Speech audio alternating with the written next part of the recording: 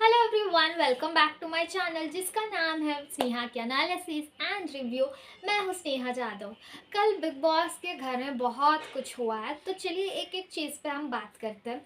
तो कल big boss की शुरुआत ही ऐसा हुआ था कि रजत के ऊपर बातचीत हो रहे थे, जिसमें रजत के कपड़े यहाँ वहाँ पड़े रहते हैं और रजत के प्लेट्स मग स्पून कहाँ भी वो रख देता है। इस चीज़ पे बात हो रही थी, जिस पे करण जी ने चाहत को बोला कि चाहत वो तुम्हारा दोस्त है तो तुम रजत को समझाओ, उसे उसे सिखाओ, ऐसे बोलते हैं। तो चाहत वहाँ से बाहर आने के बाद रजत को ये बोलती है कि घर वाले ऐसे बोल रहे थे, उन्होंने वो तुम्हारा दोस्त है ना, तुम्हें मुझे समझाने के लिए बोला। तो रजत वहाँ पे पूछता है कि किसने मेरे कपड़ों के ऊपर बोला है। तो एक्चुअली श्रुतिका बोलती है कि उसके कपड़े यहाँ वहाँ पड़े रहे। तो श्रुतिका आती है वैसे, मैंने बोला है।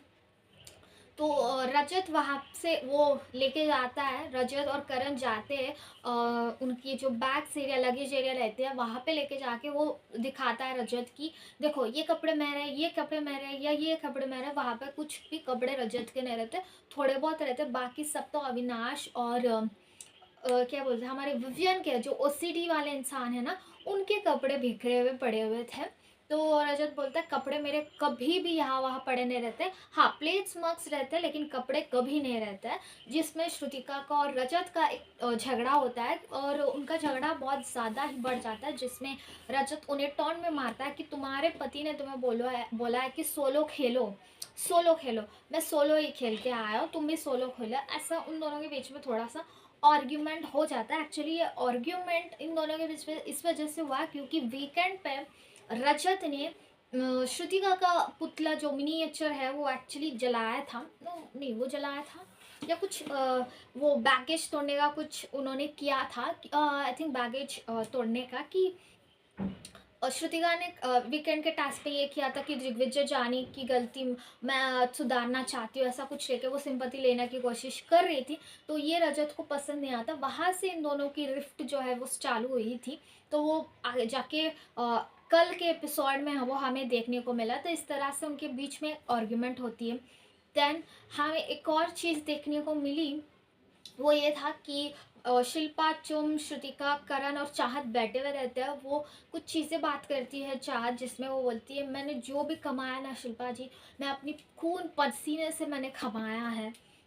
तो करण जी वहाँ पे एक टॉन्ट मारते हैं ये बोल के कि इतना बिजी रहते हुए भी तुम्हें मिल गया क्या टाइम अपने फ्रेंड के साथ एनिवर्सरी मनाने का। तो जिसके ऊपर चाहत सीरियस हो जाती है कि मुझे इस तरह से मजाक पसंद नहीं आता, जिससे अ, फिर करण एक मजाक बना दे तो मजाक पसंद है तो सीरियसली बात करे क्या। तो इस तरह की चीज़ें उनके बीच में होती है, जिसमें शिल्पा जी बोलती है कि वो अगर नहीं बोल रही है तो मत करो।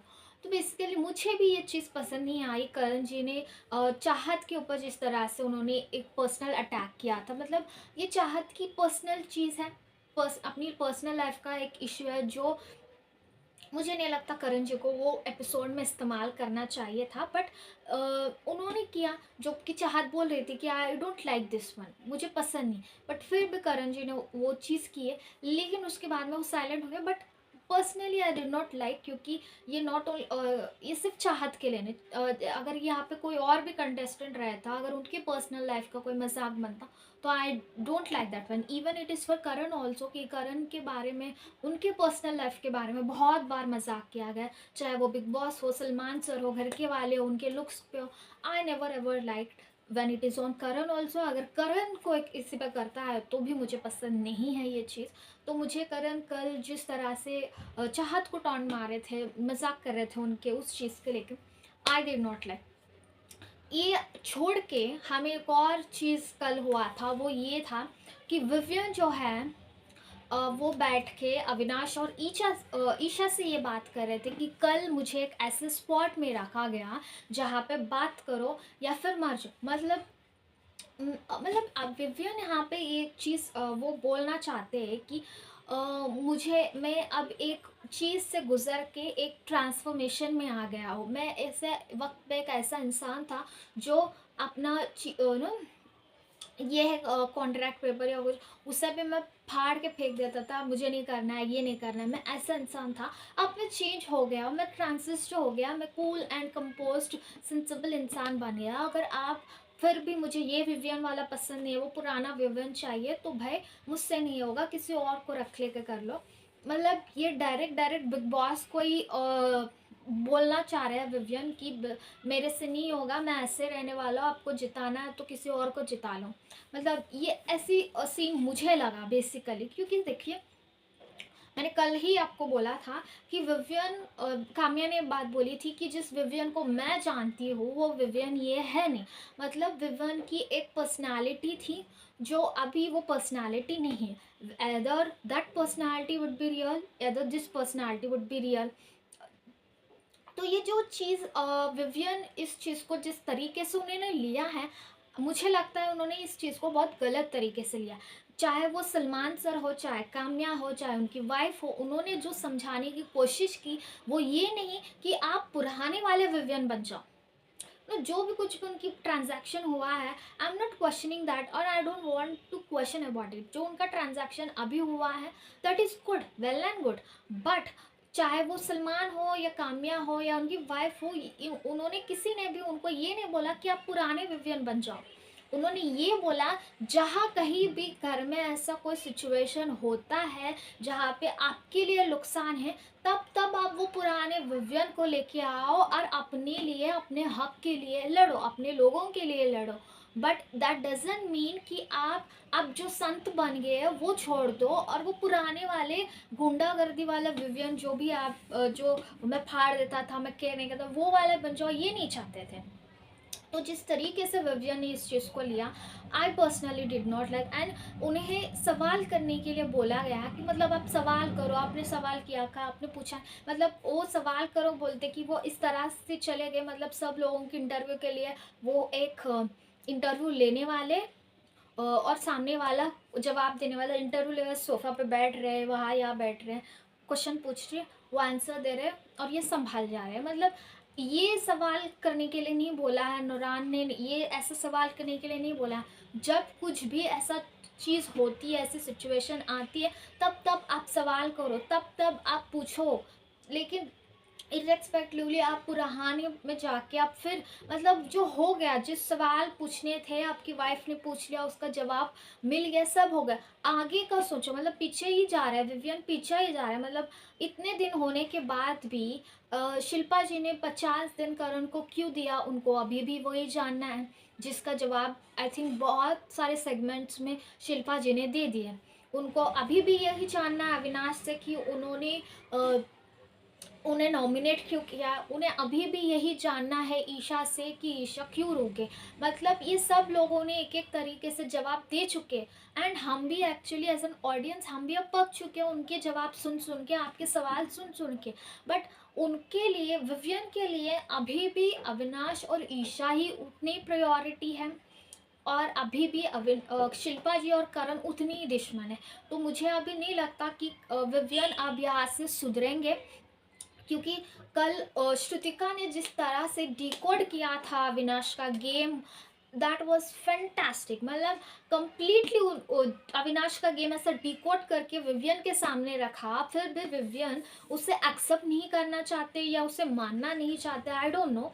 बट वो समझना ही नहीं चाहते। एंड आज आप देखिएगा, आज वो श्रुतिका से झगड़ने वाले भी हैं। एंड जब चुम ने एक कंसर्न से उनको एक समझाने की बात की, इसे जाके फिर वो अविनाश से डिस्कस करें। मतलब इट्स लाइक वो अविनाश के कंट्रोल में से वो निकलना ही नहीं चाहते। अगर अविनाश को कोई पॉइंट समझाया जाता, मुझे नहीं लगता कि अविनाश आके ये चीज़ फिर विवियन से डिस्कस करते हैं। But why Vivian doing this all things, यहाँ के बातें वहाँ, वहाँ की बातें यहाँ। जब अगर विवियन इतनी ही क्लीन एंड क्लियर है अपने रिश्तों में, जब अगर कोई इंसान चुम हो या फिर श्रुतिका हो, अगर ये चीज़ें बोल रही है, चाहत भी बोलती है, तब ये उनको ये क्यों नहीं बोल के भेज दिया जाता है कि विवियन की तरफ से कि मैं इन्हीं रिश्तों से खुश हूँ, तो आप लोग मुझे समझाओ मत। अगर आप देखोगे, जब चाहत ने अविनाश के खिलाफ बोलने गई थी और वो बोल रही थी, तब अविनाश के उनको जो लगा वो पॉइंट वो चाहत से भी वो डिस्कस करे थे। जब चुम उन्हें बोलने गई थी तो अविनाश के ऊपर चुम को भी कुछ बातें विवियन बोलते नजर आए। जब श्रुतिका बोल रही थी, वो सुन के उन्होंने फिर से अविनाश को क्वेश्चन किया था। मतलब आप क्वेश्चन भी करते हो, आप उनके साथ बैठ के आप वन ऑन वन एक कॉन्वर्सेशन करो, उसके बाद में आके आप फिर अविनाश से ये बोलना और उनके ही साथ बैठना, इट्स लुकिंग लाइक कम्प्लीटली एक वो दिखाना चाहते हैं कि देखो भाई ये लोग मुझसे इतना बुरा कर रहे हैं फिर भी मैं उन लोगों के साथ रह रहा हूँ। इधर वो ये दिखाना चाहता है या फिर he doesn't want to look कि मैं अकेला हूँ, मैं अकेला रह जाऊँगा तो मैं दिख नहीं जाऊँगा, इस तरह की अगर कोई सीन है मुझे समझ में नहीं आ रहा है। And I think now it's done. Vivian के लिए अब ये गेम ख़त्म हो चुका है, मुझे कम्प्लीटली ये दिख गया। अब उन्हें समझाने की कोई ज़रूरत नहीं क्योंकि वो समझना नहीं चाहते, वो अपनी वाइफ को भी रेस्पेक्ट नहीं दे रहे। I really feel bad for Nauran कि वो बाहर बैठ के इतने इंटरव्यूज़ दे रही है जहाँ पे एक तरफ वो अपनी डॉटर को संभाल रही है, वो इतना अच्छे से गेम को पूरा तरह से उन्होंने डिकोड करके आया, लेकिन फिर भी विवियन की जो एटीट्यूड है, विवियन का जो गेम प्लान है वो चेंज ही नहीं करना। तो I think it's baseless now for Vivian कि हम उस चीज़ पे हम बात करें। एंड जो कामिया उनके लिए अंदर आके कुछ चीज़ें उनको समझाने की कोशिश, और वो उनको ही ये बात बोल रहे हैं कि कुछ चीज़ें मेरे हमारे कॉम्पाउंड में हुआ तो मैंने तभी इससे कामिया से डिस्टेंस करना रख लिया, और आज कामिया आके मुझे ये बोल रही थी एंड मेहरा से मेरे लाइफ कंपेयर किया। तो मतलब इतना करण से ऑब्सेशन है विवियन को कि मतलब उन्होंने मेहरा से कंपैरिजन को देखा, मतलब वहाँ पे सलमान सर ने एक आउटलुक देने की कोशिश की। इट्स नॉट कि आपको आपकी लाइफ को नीचे करके सलमान सर ने बताया नहीं था, ये एग्जाम्पल देने की कोशिश की गई थी। देखो जब विवियन ने यह बात बोली थी कि मैंने अपनी लाइफ में बहुत कुछ सहा है, देखा है, तो मैं अब ट्रांसिस्ट हो गया, मैं बदल गया, जिसके ऊपर सलमान सर ने बोला कि तुमने कुछ ज़्यादा देखा नहीं जितना मेहरा ने देखा है। He has been gone through so many ups and downs, irrespective उनके लाइफ में लोग आए गए, उनके 2 डिवोर्स हुए, तो इसके बाद इतना कुछ हुआ, लेकिन आपकी लाइफ में इतना कुछ हुआ नहीं है, तो आपने इतना नहीं देखा है। यू आपके अंदर वो कंसिस्टेंसी है जो सलमान सर उनको समझाने गए तो उनको भी वहाँ पे मेहरा से मेरी कंपैरिजन हो गई, इस चीज़ के उनको ज़्यादा फिक्र हुए।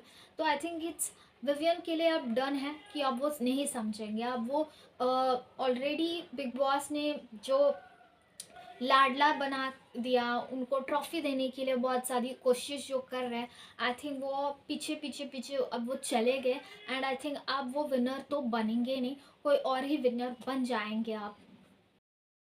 सो कल चाहत और करण जी के बीच में एक फाइट हमें देखी, तो जिसमें एक्चुअली वहाँ पे अविनाश, विवियन और करण के बीच में एक डिस्कशन चलती रहती है कि 2 ग्रुप्स बन गए। तो करण जी बोल रहे हैं कि आई थिंक अब मुझे ऐसा लगता है कि ये 2 ग्रुप्स मिल जाने चाहिए। तो वहाँ से चाहत गुजरती है और करण वहाँ पे बोलते हैं हाँ हम सब ग्रुप है लेकिन चाहत सोलो है। बेसिकली करण ये बोलता है, जिसके ऊपर चाहत का ये रिएक्शन आता है कि हाँ मैं सोलो हूँ और आप भी 6 हफ्ते तक सोलो ही थे। तो ये सोलो सोलो के ऊपर जो है वो वहाँ से एक मजाक पकड़ लेता है अविनाश और करण। सोलो इंग्लिश में ले लो तो उसका इंडिविजुअल बनाया जाता है, सोलो हिंदी में मीनिंग लेते हैं तो सोलो मतलब सो जाओ। तो इस तरह से एक फनी कॉन्वर्सेशन वहाँ पे होती है जहाँ पे चाहत जो है इसे बहुत सीरियसली ले लेती है और वहाँ पे वो सीरियसली लेके करण के ऊपर चीज़ें फेंक देती है बेसिकली। तो मुझे कल चाहत का जो ये बिहेवियर था ये थोड़ा सा अजीब लगा, क्योंकि वहाँ पे एक मज़ेदार कॉन्वर्सेशन हो रही थी कि सोलो सोलो सोलो इस चीज़ पे। तो फर्स्ट ऑफ ऑल चाहत को बुरा लगने की बात ही नहीं थी, क्योंकि चाहत डे वन से सोलो खेलते आई हूँ, वो खुद ये बोलते आए कि मैं सोलो हूँ, मैं सोलो आई हूँ, मैं सोलो खेलती हूँ। तो जब यही चीज़ कल करण बोल रहे थे या अविनाश बोल रहा था या फिर रजत बोल रहे थे, तो इस चीज़ पे उनको गुस्सा आने का कोई रीज़न ही नहीं था। एंड ये जो उन्होंने चीज़ें करण पे फेंके हैं, तो वहाँ पे सोलो बोलने वाले सिर्फ करण नहीं थे, वहाँ पे इवन अविनाश थे, रजत थे, बट उन पे उनके ऊपर उतना गुस्सा चाहत को नहीं आया था जितना करण पे आया था। और जब चाहत को ये बोला गया था कि शी इज़ सोलो, अगर वहाँ से चाहत हाँ मैं सोलो ही हूँ अगर ये बोल के वहाँ से निकल जाती थी तो आई थिंक आई थिंक इतना बड़ा झगड़ा नहीं होता था। देन उसके बाद में विवियन वहाँ पे आके कोई बाथरूम का चीज़ बोल देते कि मेरे लिए तो 5 मिनट में, चार ने बोला तो 15 मिनट बोल दिया। तो करण वहाँ पे एक्सप्लेन करते ही करने वाले कर रहे थे बेसिकली कि मुझे कपड़े भी धोने थे, इस वजह से 15 मिनट, जिस पे चाहत ये बोल देती है कि ये जान पूछ के इन्होंने मुझे बोला है। तो वहाँ पे करण जी को गुस्सा आता है और वो बोलता है, मैं रजत हूँ, ना विवियन हूँ, ना अविनाश हूँ कि तुम्हारे ये सारी चीज़ें लूँ। अगर एक और बार तुमने मेरे से इस तरह से बिहेव किया तो पहले तो मैं तुम्हारी गुड़िया जला दूंगा, दूसरी बात तुम्हारी चोटी काटूंगा। मतलब दिस इज समथिंग न्यू मैंने सुना है कि तुम्हारा गुड़िया जला दूंगा और चोटी काटूंगा। तो बेसिकली ये जो झगड़ा, तुम्हारे ये सारे नाटक में समझ रहा हूँ, तुम ये फड़फड़ा जो है वो कल से हो रही हो। मतलब बेसिकली करण का कहना ये है कि जब से वीकेंड पे ये बात हुई है आपके जो भी बाहर की बात हुई, तब से आप फड़फड़ा रही हो और इस चीज़ को तुम कहीं ना कहीं दिखा रही हो। तो करण का बेसिकली कहने का मतलब ये था। And I absolutely agree with that, क्योंकि मैंने ये पहले ही बोला था, कल ही बोला था कि अगर चाहत ऐसा कुछ है नहीं, अगर है भी, अगर वो ये बोल देती देखो ऐसा कुछ है नहीं, आपको समझना है समझो, अगर चाहत उस पर रिएक्ट नहीं करती तो आई थिंक कल के दिन करण को ये बात बोलने की ज़रूरत ही नहीं पड़ती। अगर वो मजाक भी बना देते तो वो रिएक्ट नहीं करने, लेकिन वो रिएक्ट कर रही है, कुछ उसे फ़र्क पड़ रहा है, उस वजह से वो डिस्टर्ब्ड रह रही है। तो ये क्लियरली दिखाया जा रहा है। एंड करण के ऊपर वो चीज़ें फेंकना वो एब्सोल्युटली गलत था। और फनी पार्ट ये था कि वो रो रही थी और रजत उन्हें समझाने गए थे। तो रजत को बोल रही थी अब मेरा हो गया, मुझे घर छोड़ के आओगे क्या रजत। मतलब तब रजत बोल रहा था अगर मैं तुम्हें छोड़ने घर आया तो मुझे भी बाहर आना, मतलब फिर मैं वापस करके अंदर कैसे आऊँ। मतलब दैट वॉज टू फनी। एक तरफ चाहत रोते हुए पूछ रही थी, इतना इमोशनल सीन था वो, और वहाँ पे रजत ये बोल रहा था कि तुम्हें छोड़ने अगर मैं आया तो मैं फिर घर के अंदर में कैसे आऊँगा, क्योंकि तब तो मुझे भी बाहर आना पड़ेगा। That was too funny of Rajat. लेकिन क्या करें, मुझे ऐसा लगता है कि रजत और चाहत मिलके अपने घर जाएंगे एक साथ, जिस तरह से बिग बॉस अभी प्लान कर चुके हैं रजत के इवेक्शन के लिए। बहुत बड़ी प्लानिंग हो चुकी है। रजत आई थिंक कल वेनसडे और थर्सडे के एपिसोड में हमें ये देखने को मिल जाएगा कि रजत दलाल टाटा बाय बाय होने वाले हैं घर से बहुत जल्द। मैंने अपने थंबनेल पे एक लगा था कि क्या अविनाश को अपना गेम खेलने के लिए कोई ग्रुप की ज़रूरत है क्या। बेसिकली जब से फैमिली वीक हुआ है तब से अविनाश मुझे थोड़े से डगमगाए से लग रहे हैं, थोड़े से कंफ्यूज चल रहे हैं, मुझे ऐसा लग रहा है। वो इसलिए क्योंकि फर्स्टली उनको विवियन के साथ थोड़े डिस्टर्बेंस हुए हैं। विवियन के साथ वो सॉर्ट आउट करना चाहते हैं, लेकिन विवियन जो है वो सॉर्ट आउट कर भी रहे हैं और क्वेश्चन भी कर रहे हैं। एंड वो क्वेश्चन ऐसा कर रहे हैं कि हर दिन वो क्वेश्चन कर रहे हैं, हर वक्त उन्हें क्वेश्चन कर रहे हैं ये बोल के कि तुमने वो क्यों किया, ये क्यों किया, एंड फिर उनके साथ ही बैठ रहे हैं बेसिकली।